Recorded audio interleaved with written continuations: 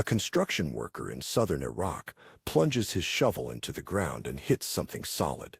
Not rock, not clay, metal. He brushes off 4,000 years of dirt and stares at what looks like a designer handbag from ancient Mesopotamia. Sounds impossible, right? Until you realize this exact object appears in carvings across 3 continents, held by gods and kings, and nobody can explain why. Keep watching and find out what happened next. The year was 2003. Baghdad had just fallen. While the world's cameras pointed at toppling statues and burning buildings, a small team of Iraqi workers near the ancient city of were doing something way more interesting. Digging. They weren't supposed to find anything. This was supposed to be a routine foundation dig for a new government building. Instead, they unearthed what archaeologists are now calling the most replicated object in ancient history. And here's the kicker. We have no idea what it is. The object itself. Picture a bucket, or a handbag, or a purse that your great-great-great-great-grandmother might have carried. If your great-great-great-great-grandmother was a Sumerian deity, it's got a curved handle, a structured rectangular base, and decorative patterns that would make a luxury brand jealous. The workers found it sealed in a clay chamber, wrapped in linen that disintegrated the moment air hit it. Next to the bag, cuneiform tablets. Lots of them. And that's when things got weird. See, this wasn't the first time someone had seen this bag. Not even close. From Turkey to Peru, from Indonesia to Mexico, this exact same handbag shape appears in ancient art. The Sumerians carved it, the Assyrians carved it, the Olmecs carved it on the other side of the planet. The odds of that being coincidence. About the same as you randomly running into your dentist in rural Mongolia. Twice. Let's rewind for a second. Sumer, southern Iraq, around 4,500 BCE. These folks basically invented civilization as we know it. Writing, Sumerians. The wheel, Sumerians. The concept of time divided into 60-second minutes, them too. They were the overachievers of the ancient world.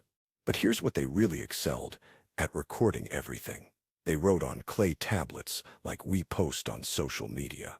Obsessively, daily, about everything from beer recipes to building projects to the gods themselves. And in those carvings, those meticulous stone reliefs they left behind, you see something repeated hundreds of times. Gods holding handbags.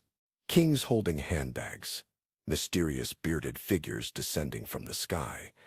And what are they carrying? Handbags. These aren't tiny scratches either.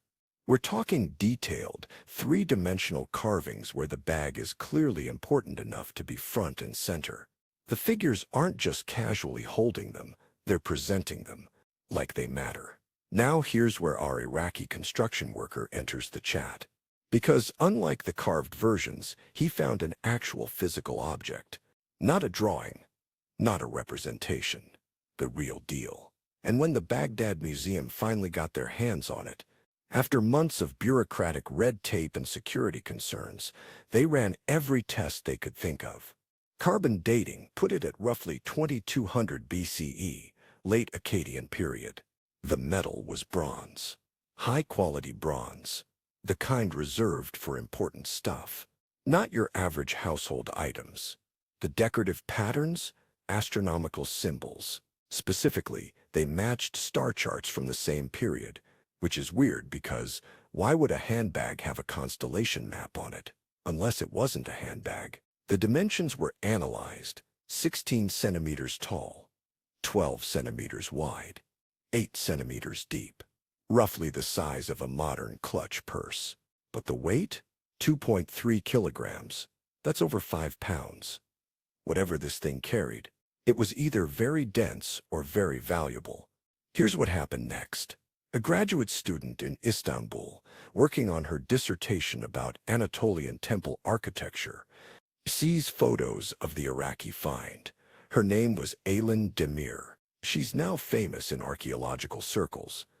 But back then, just another exhausted PhD candidate drowning in research. She recognized the object immediately because she'd been staring at it for 3 years.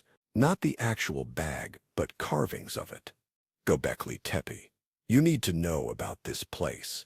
It's in southeastern Turkey, and it's older than Stonehenge by 6,000 years. Older than the pyramids by 7,000 years. Somehow organized to build a massive stone temple complex. They carved 20-ton pillars with intricate designs, erected them in circular formations, and then, for reasons nobody understands, buried the whole thing and walked away. And on those pillars, handbags. Lots of them, held by anthropomorphic figures that look part human, part something else. Aylin had cataloged 47 distinct handbag carvings at the site. She'd assumed they were symbolic, ritual objects, artistic flourishes. But now there was a physical one. From Iraq, dating to thousands of years after Göbekli Tepe was already buried. She published a paper. Then another. Then the floodgates opened. Archaeologists from around the world started sending her images. The handbag appeared at Tiwanaku in Bolivia, at La Venta in Mexico, at Borobudur in Indonesia, at dozens of Assyrian palace walls, at Egyptian tomb paintings, though less frequently. Each culture gave it a different name, but the shape, identical. The context, almost always religious or ceremonial. The figures holding them, almost always important. Now, let's talk about what scientists think this thing actually is. Because handbag is obviously just what we call it for lack of a better word. The theories range from boring to absolutely wild. The conservative approach, it's a bucket for holy water. Ancient priests used it in purification ceremonies. Boring but plausible. The problem? The Iraqi specimen shows no water damage, no residue, no interior coating that would suggest liquid storage. Think of it like the Ark of the Covenant, but handbag-sized. The star charts on the exterior support this. Maybe it held astronomical tablets, calendars, or religious instructions. The weight suggests it contains something substantial.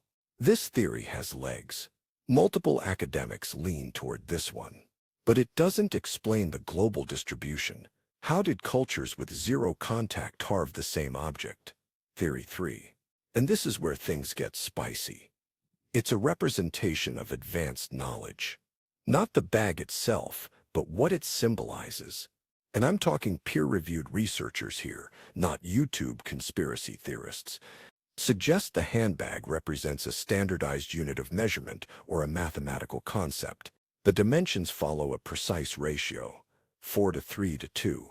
That ratio appears in Sumerian architecture, Egyptian pyramids, and Mesoamerican temples. Coincidence?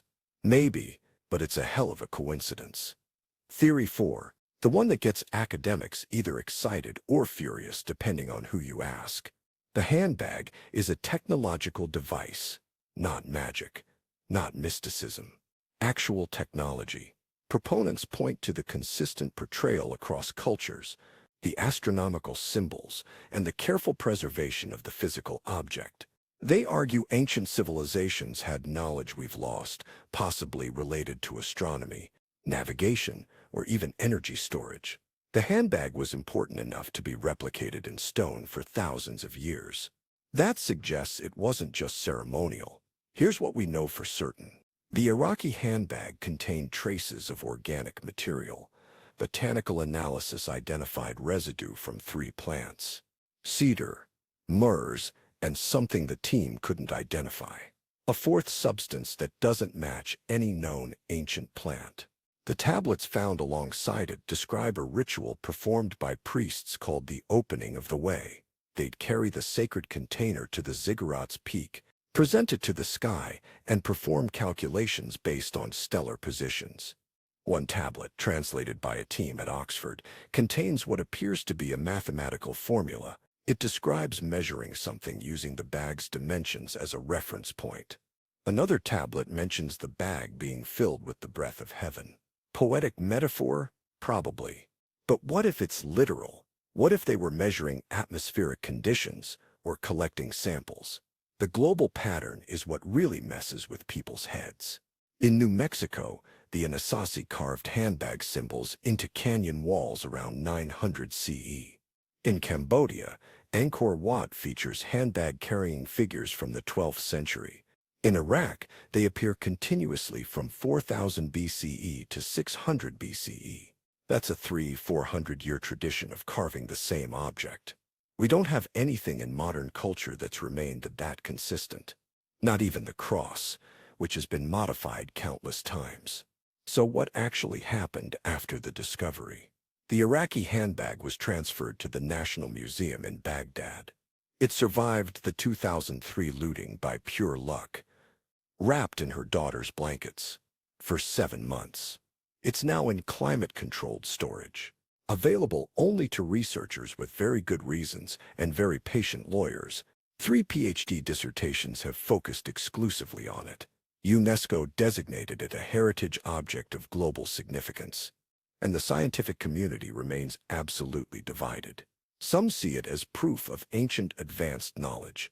Others see it as an example of convergent symbolism, cultures independently developing similar ritual objects. The truth? Probably somewhere in the middle. What we can say is this: the handbag appears too consistently, across too many cultures, in too many similar contexts, to be random. It meant something, something important enough to be carved in stone, cast in bronze, and preserved for millennia.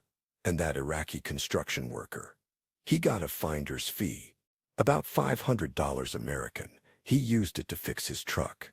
Meanwhile, the object he found is rewriting our understanding of ancient interconnection and knowledge transmission. Perspective. The mystery hasn't been solved. Scientists are still studying the handbag, still arguing about its purpose, still finding new examples in unexpected places. Every answer leads to 3 new questions. And honestly, that's what makes this so fascinating. We live in an age where we think we've figured everything out. We've mapped the genome, photographed black holes, landed robots on Mars. But a 4000-year-old handbag, that one's still got us stumped. Thanks for watching. If you want more videos about ancient mysteries that scientists still can't explain, hit that subscribe button. And if you've got theories about what this thing actually is, drop them in the comments. Let's figure this out together.